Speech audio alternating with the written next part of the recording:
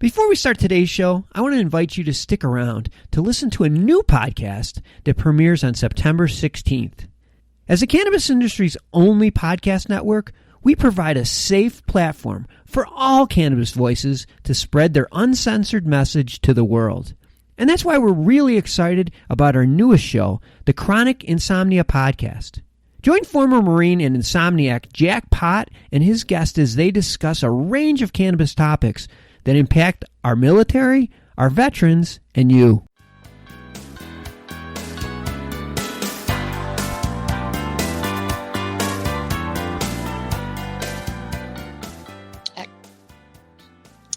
Welcome to today's Hemp Barons podcast, everyone. I'm host Joy Beckerman, and I hope everyone's getting ready to get out the vote. It's such an important election. And speaking of engaging in the process, what a guest we have today. Jonathan Miller, one of my favorite hemp heroes, member in charge of Frost Brown Todd, a large law firm in Lexington, Kentucky, with offices all over the country, but also general counsel to the U.S. Hemp Roundtable, where I serve as the vice president of federal lobbying and chair of the Federal Lobbying Committee. We're doing some tremendous work. And Jonathan Miller, who really was the brainchild of the U.S. Hemp Roundtable, is doing just incredible leadership in a number of areas that are affecting the hemp industry. Large effects on the hemp extract industry, and then beyond that in the hemp oil seed and fiber industries. Jonathan is a fascinating human being. The more time I spend with him, the more I learn, and his depth just continues to amaze me. He is a delight of a human being, of a humanitarian, and a powerhouse of an advocate and an attorney. So he graduated from Harvard College and Harvard Law School. So we're very blessed to have his tremendous brains. He actually began his career in politics in college by serving as the national director of Students for Gore in 1988, when then Senator Al Gore was running for president, and he later worked for Al Gore when he was vice president in the Clinton administration. And I even recently saw a wonderful video, sort of a throwback video of Jonathan introducing Al Gore at the Democratic National Convention. He also served as a politician in Kentucky. He was the secretary for the Kentucky Finance and Administration Cabinet from 2007 to 2011. And prior to that appointment, he had been the Kentucky State Treasurer from 1999 to 2007. And he also ran for governor of Kentucky. You know, other things that he's done, again, his depth being just so tremendous. He's authored the book, The Compassionate Community, which examines religious values and how they relate to politics. President Al Gore wrote that forward. And he's authored other books. And his wife, Lisa, is just a total delight, an incredible woman, a spiritual leader, a wellness leader who is also an author. So hemp is very, very blessed to have Jonathan Miller be brought into our ranks. He sort of entered around 2014. And while it's taken so many heroes and heroines to get hemp to its seat at the table, which we finally got in 2014 through the 2014 Farm Bill, and now as an agricultural commodity in the 2018 Farm Bill, now that we've got that seat on the table, we need some real firepower. We need some real credentials, very strong credentials, and we certainly have that in Jonathan Miller and the U.S. Hemp Roundtable. So without further ado, I'd like to deliver to you that great and informative, please stay on your toes interview with Jonathan. And once again, encourage you to make sure you get out the vote. If you can vote in person safely, some say that'll be the safest way to do it. Drop your ballot in the ballot box. And others say get your vote in your ballot in the mail and do it very, very early, given all of the challenges, engineered or otherwise, that we're hearing about with the post office. So once again, I give you Jonathan Miller, and I hope you have a safe and healthy week. Engage.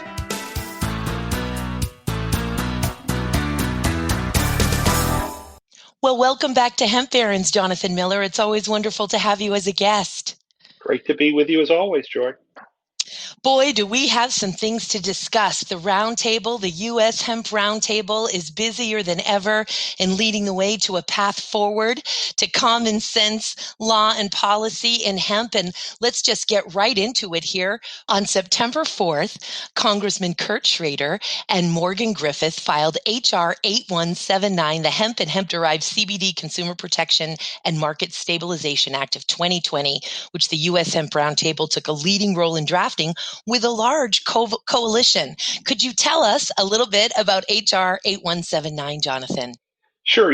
One of the real challenges for the hemp industry and hemp farmers right now is the dramatic decline in the price of hemp biomass and bankruptcies that have occurred, contracts that have been broken. So much of this is related to the fact that the FDA has had guidance out there for more than 5 years that argues that the CBD is not legal to be sold as a dietary supplement or as a food and beverage additive. Meanwhile, as your listeners know, CBD is being sold in every state. You can get it nearly everywhere, and there are thousands of products in the marketplace that are unregulated. Now, many of the products are great.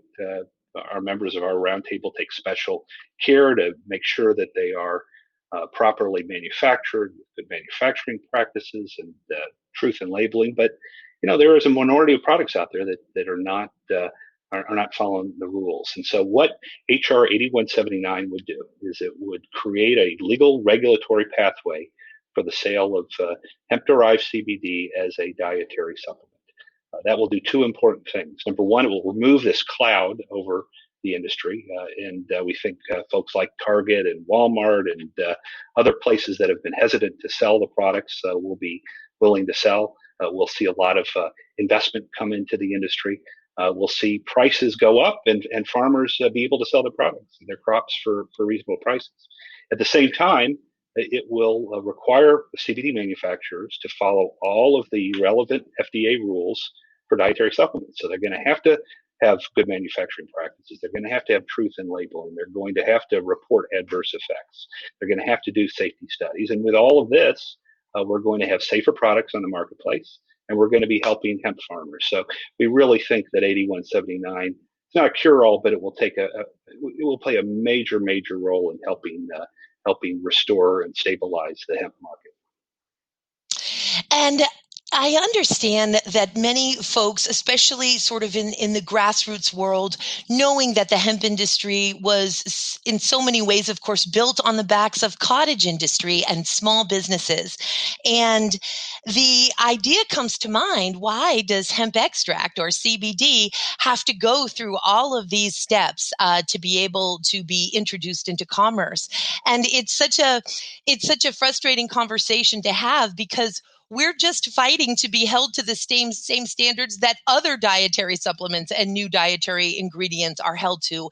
If they're not exempt from those requirements based on the time obligations within the Dietary Supplement Health and Education Act, then in our developed country here, there are safety and quality standards in order to be able to be introduced into commerce, whether it's even for animal ingestion and certainly for human ingestion. So really what we're asking in this bill is to please allow us to be held to the same standards. Please allow us to sell this dietary ingredient as a dietary supplement and release us from the shackles of this uncertainty and lack of clarity. And as you well know, Commissioner Stephen Hahn said back in February, it's a fool's game to even try to put this genie back in the bottle. That's a paraphrase of his quote, but certainly fool's game came right out of his mouth. So this is a fantastic development.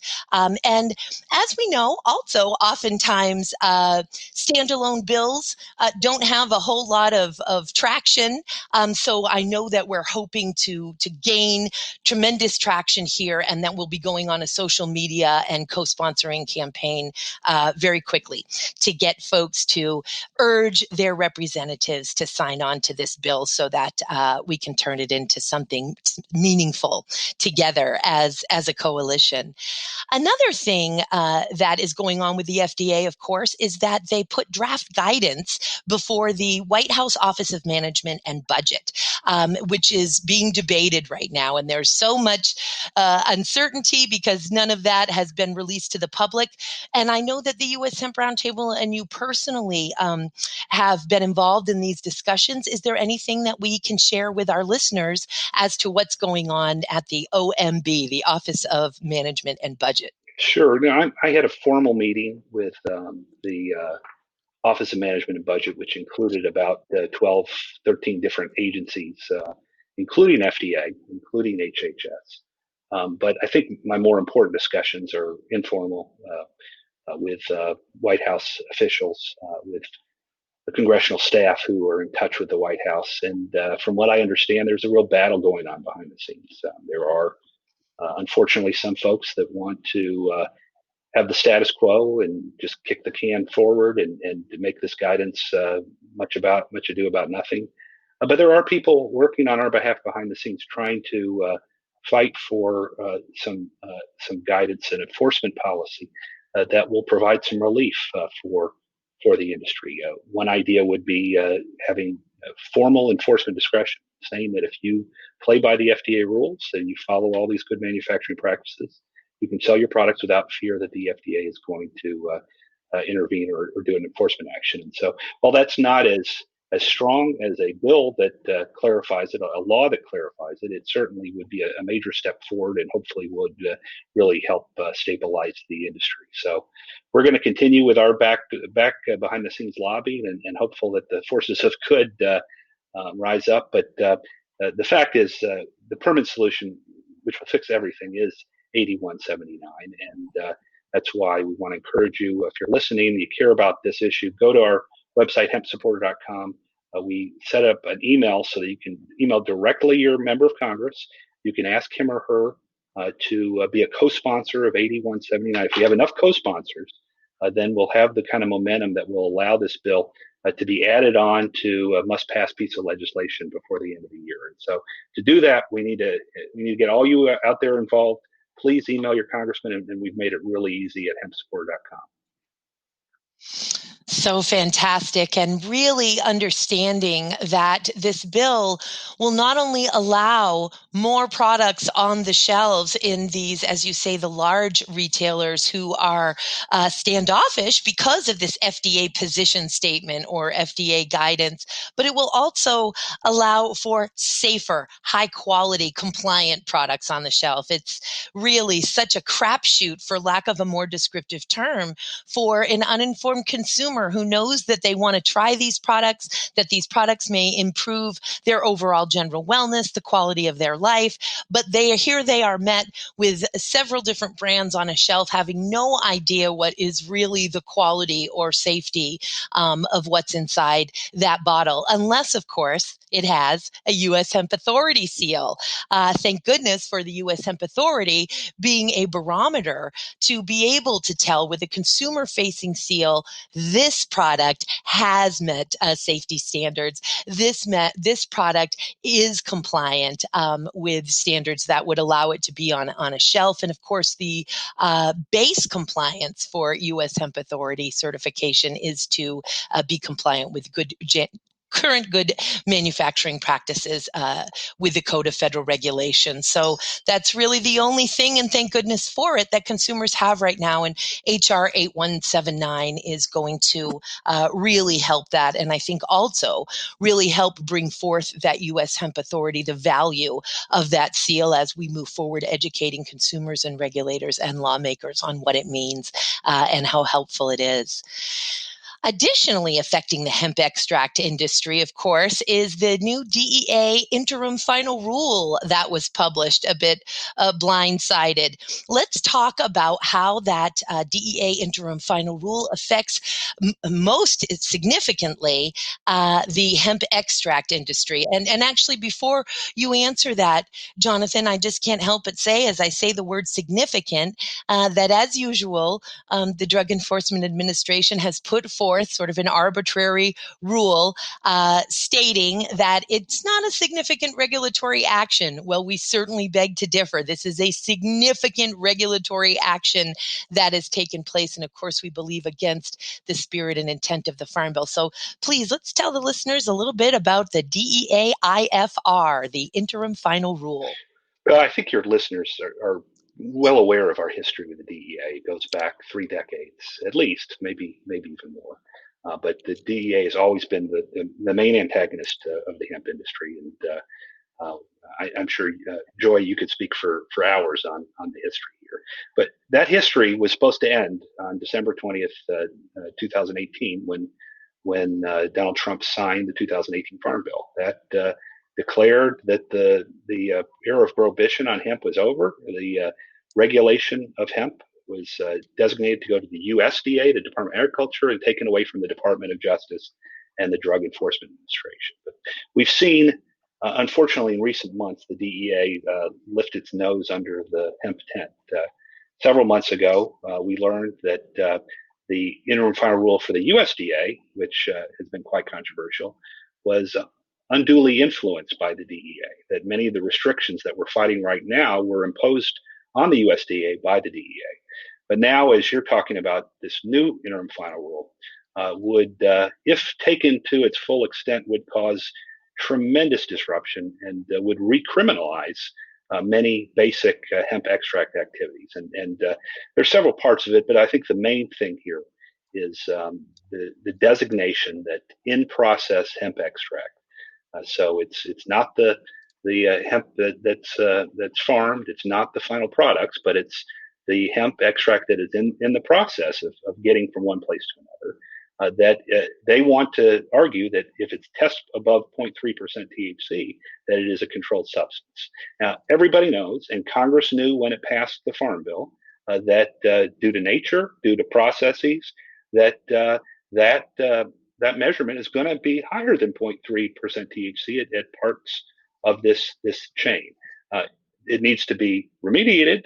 It needs to be taken down before it is sold as a product to consumers, but that's the nature of the product. And so the DEA coming in and saying that at any time they could conceivably come in and arrest people and charge them with a violation of a Schedule 1 akin to trafficking in heroin. You could imagine jail sentences and the like. That is quite scary. Now the DEA has said, now wait a minute, we're that's not our priority, and we're focused on fentanyl and methamphetamines. But being out there is causing great anxiety and concern in the industry, and it's something that we are addressing on 3 different levels. We're going to be filing our formal comments. We're going to be looking at legislation, and we're going to be exploring the idea of litigation if necessary. Attention Cannabis Podcast listeners. You can now listen to your favorite cannabis podcast ad-free with the MJBulls mobile app. Just download the free MJBulls mobile app to your smartphone to start enjoying cannabis podcasts with no commercials. Go to Apple Apps or Google Play to get the MJBulls Cannabis Podcast app today. It cannot be overstated, as you say, that the DEA was to be formally out of the hemp business, I suppose technically on January 1, 2019, right? And when the Farm Bill was enacted. And we know that in the Farm Bill, which of course 33 pages or so affected hemp, but the Farm Bill itself was over 1,000 pages. And in those 1,000 pages, the U.S. Drug Enforcement Administration was not mentioned a single time.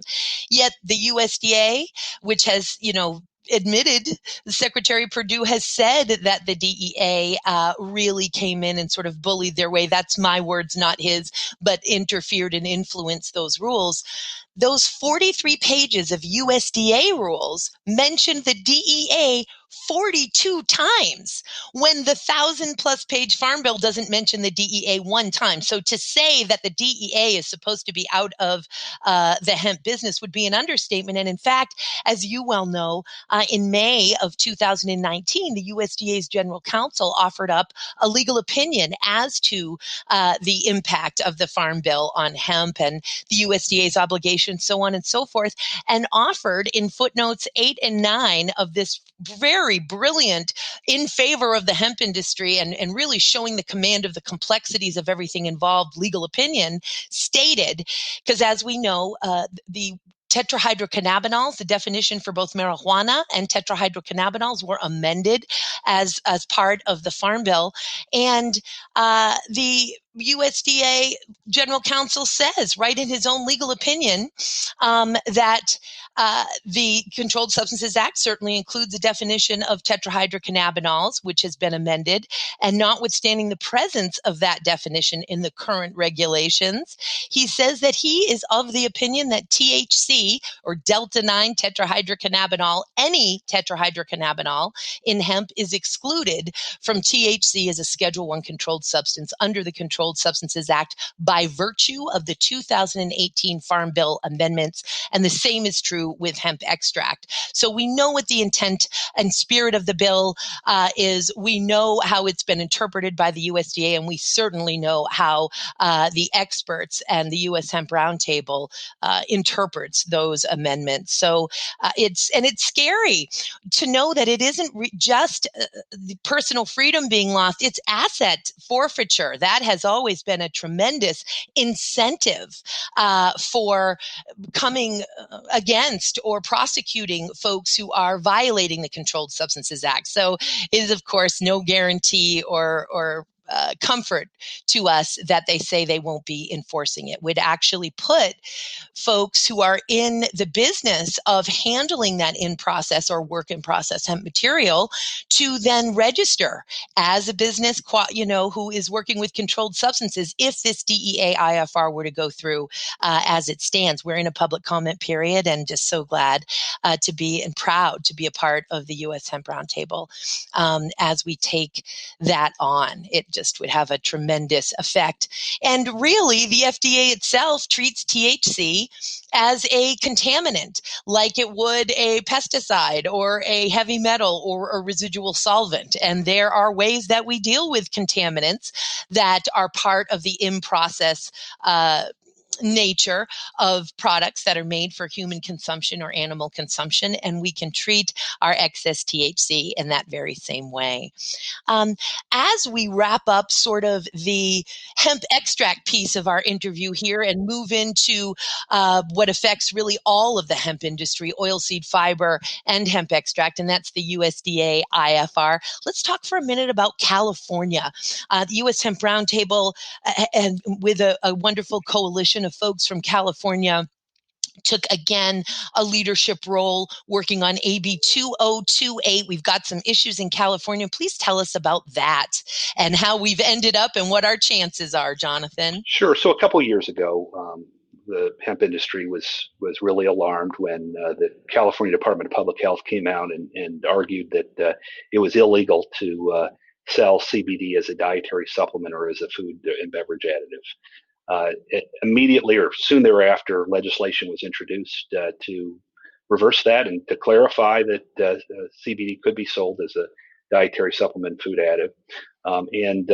It was then known as AB 228. It was sponsored by Representative Cecilia Aguilar Curry, and it passed through the House, the Assembly, 3 committees in the Assembly unanimously, the Assembly 4 unanimously, 2 committees in the Senate unanimously, and then mysteriously died in a committee in the Senate at the end of last year. So we picked it up again this year. Things got really slowed down because of COVID and of the distractions of forest fires and everything else going in California. But a few weeks ago, we're finally able to reach an agreement with the governor's office that wasn't perfect. We didn't get everything we wanted, but fundamentally would lift this attack on hemp and CBD and would allow for the retail sale of CBD with a lot of good regulatory protections that ensure that the products have been tested and that they're safe for human consumption. Unfortunately, the compromise of the governor came so late in the process that we ran out of time during the session. And we were hopeful in the last few days we would be able to get it passed. It was going to be amended to AB 2028, but unfortunately we ran out of time. The good news is there is a broad consensus in the legislature, and that if there is a special session, probably not going to happen, but if there is one, we hope to be part of that, but more likely, the beginning of next year, it will be reintroduced. It's been vetted, and again, as you mentioned, a broad coalition of California hemp farmers and industry activists are supporting it, and we've got the governor's support. We've got so much of the legislator's support. So hopefully, we will see that, and that by the springtime of next year, we hope to have everything resolved favorably, and this cloud of what the Department of Public Health created would be lifted.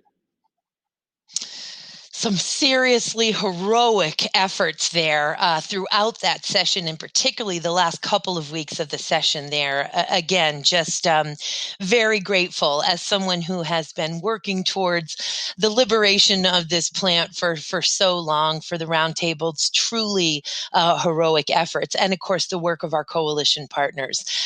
We certainly cannot do it alone.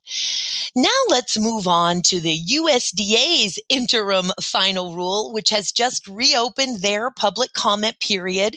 And just to frame this up for a moment, for the listeners may or may not realize that, of course, the 2014 Farm Bill brought forth our agricultural pilot programs. That was a defined term within the hemp amendments of the 2014 Farm Bill, and that was to study the growth, cultivation, and marketing of hemp.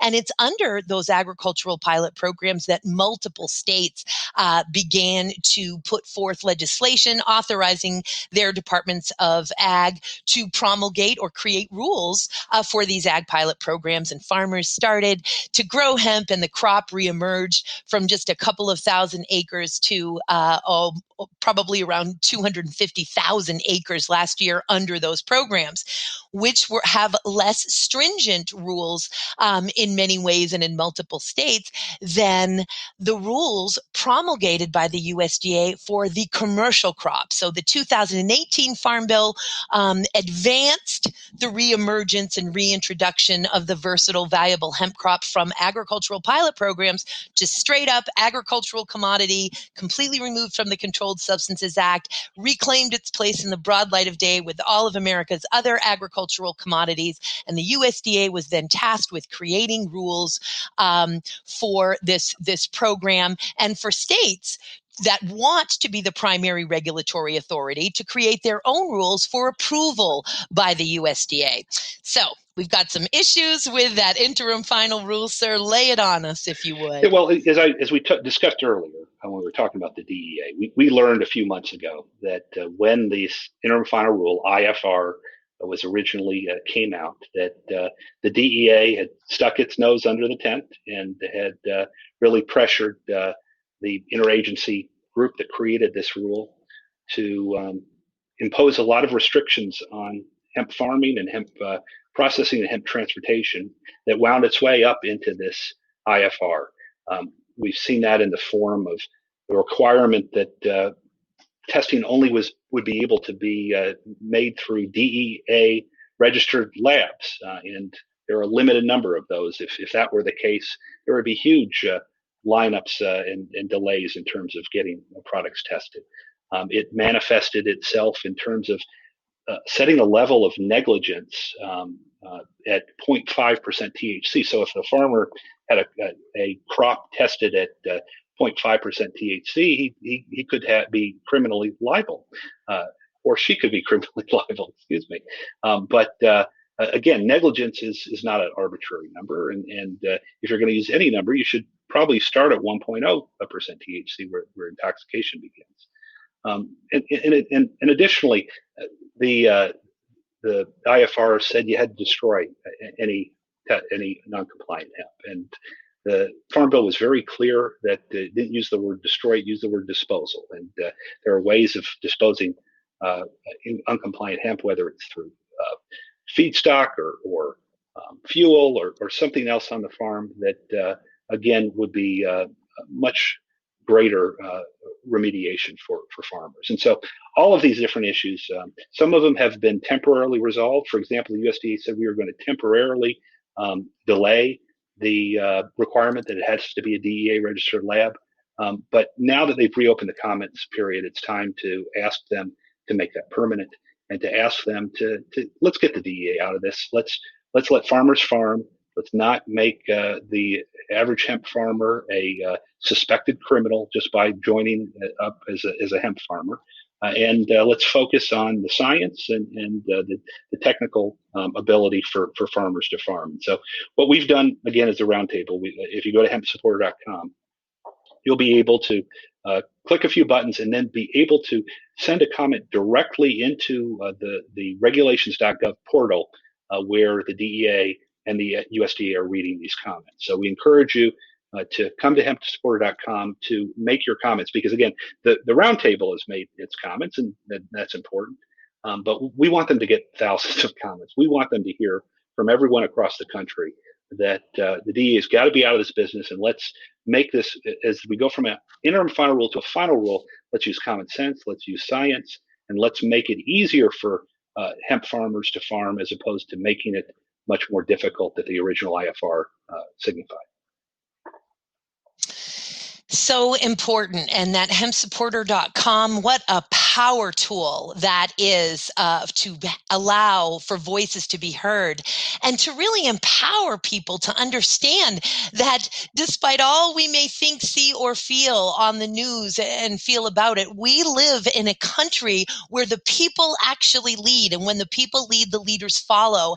And our system was built to engage in the process. And it's really a matter of empowering oneself with the knowledge of how to engage, and then engaging and watching change be created. And so it's just, again, such a pleasure and a thrill and an honor for me to be able to serve the U.S. Hemp Roundtable and the tremendous work that it's doing and the empowering work that it's doing for citizens, for farmers, for students, for everybody. Of course, the stakeholders, but for every citizen who wants to engage in the process, we have a platform and a way for them to do that in a way that really, truly affects change.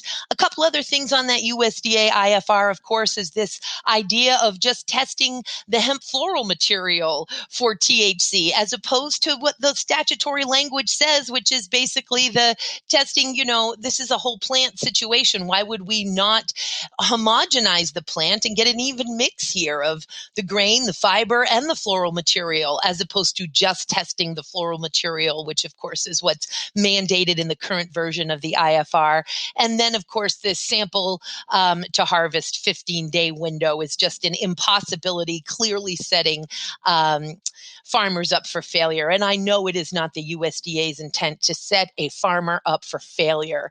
They want to set farmers up for success. And so I'm really feeling hopeful about this. And finally, and just taking this opportunity, as I often do, to educate, when we talk about, as you hit the nail on the head, that Farm Bill said dispose of the non-compliant hemp, not destroy it. And I just rail on this idea of pyrolysis, which the USDA has an entire portion of its website dedicated to the research that it is doing on biomass pyrolysis. Pyrolysis is a game changer. It's the heating of an organic material, such as hemp stalk or hemp biomass, in the absence of oxygen. And because no oxygen is present, the material doesn't combust, but the chemical compounds, cellulose, hemicellulose, lignin, sugars that make up the material thermally decompose into combustible gases and charcoal that create 100% pure biofuel, diesel, gasoline, plastic resins, biochar, carbon block,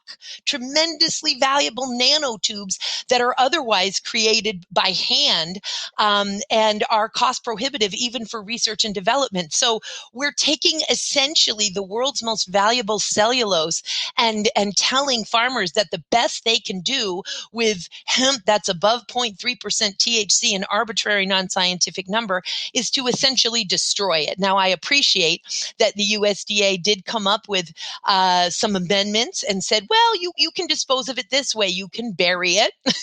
You can burn it. You can compost it.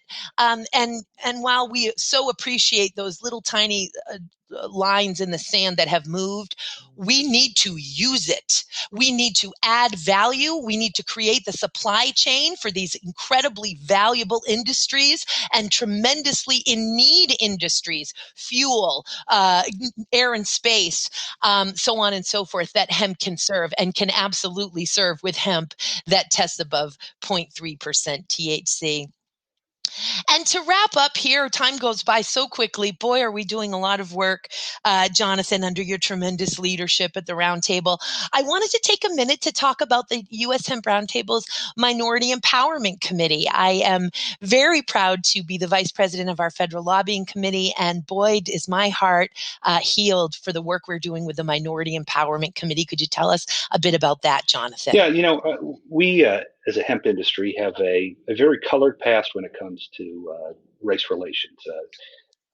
The hemp was a crop that was farmed on the backs of slaves, and in some places like here in Kentucky, hemp was used to justify slavery, and now we've really come up with a new awakening as a society in the last several months, and that I think we're all in our industry struggling to figure out ways to promote equity and fairness and opportunity for people of color, and so we set up a minority empowerment committee as a way to try to do something as an industry.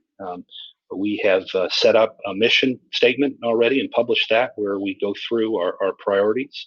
And we are now in the process of setting up stakeholder meetings with groups in the space to help us refine that mission statement into work in action. I'm a big believer that I get tired of organizations that take these opportunities to tweet or send out a Facebook post and say that they're supportive and then don't do anything. So we're doing the hard work right now to try to really take steps to empower farmers and minority business people, and clean up our own act, and to ensure that our roundtable, as well as our members, are promoting diversity and equity within their own ranks. So we're at the beginning. We haven't solved anything yet, but we're asking the right questions, and I hope that over the course of the next months and years that we'll be able to be a good example for the rest of the industry.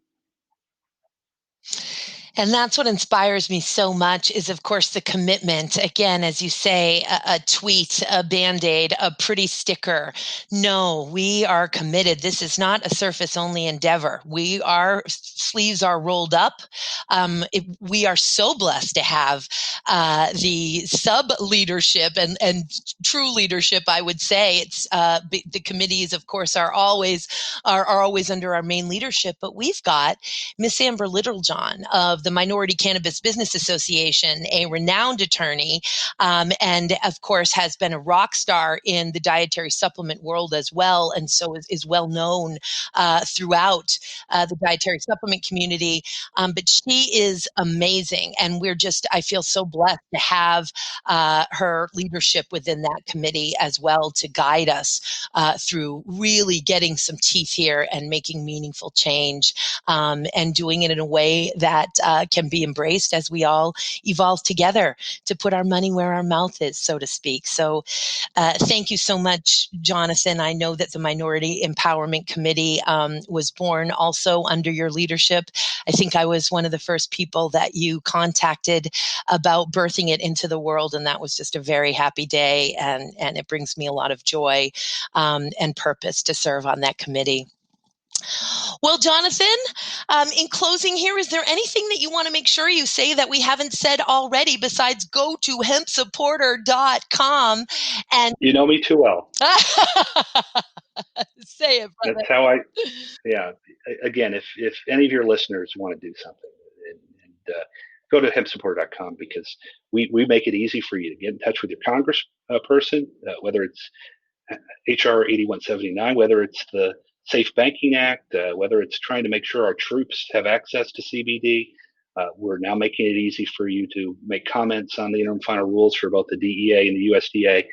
But if you're not on our hemp supporter list, it's free. You just give us your name, email, your zip code, so we know who your congressperson is, and we can line you up to get you active. But we now are involving over 50,000 people across the country. I'd like to get that to a couple 100,000, because that's we've already made a difference. But the more folks we have united, the stronger our voice is going to be.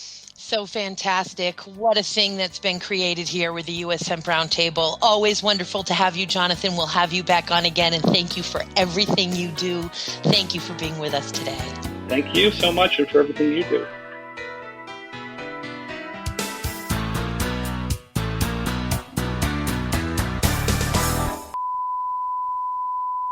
Warning, the host of this podcast has a penchant for the pontification of puns and an altruistically alienating affection for alliteration. If you suffer a weak constitution or get annoyed easily, you may want to seek prior medical advice, or avoid this particularly perplexing podcast, as the host is unbalanced as a washer full of shoes.